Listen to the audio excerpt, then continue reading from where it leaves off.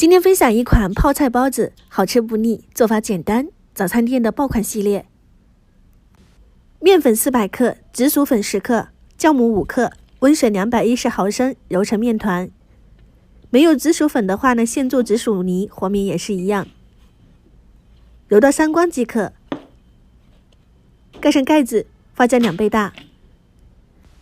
肉馅加入洋葱碎、食用盐、胡椒粉、料酒、生抽、蚝油，一勺韩式辣酱，搅拌均匀。肉馅先腌制15分钟，再加入辣白菜，用剪刀剪碎。辣白菜的做法之前和大家有分享，可以翻看。加进去的话呢，整体口感非常好，吃起来酸爽开胃。放冰箱冷藏储存。这边面发好了，我赶时间会用1次发面，不赶时间就2次发面，这个过程可以忙很多事情。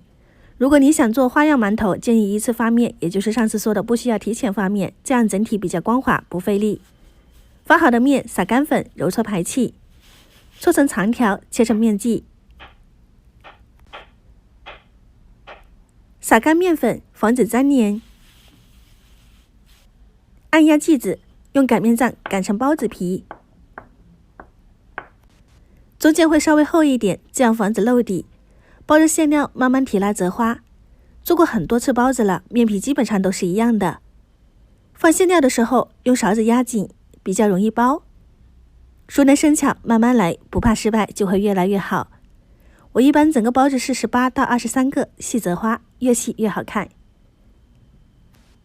全部依次包好，现在开始进行最重要的发酵，这一步是关键。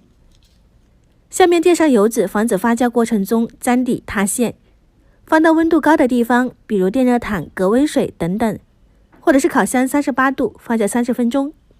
这是发酵好的状态，胖了一圈，拿起来轻飘飘的。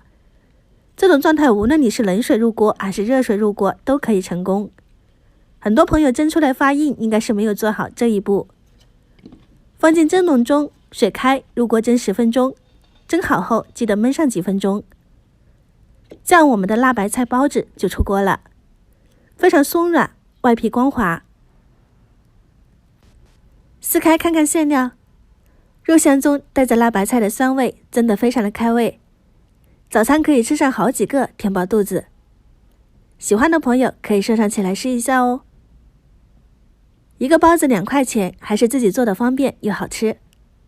今天就分享到这里，喜欢我的视频就关注我，我是夏妈，我们下期再见。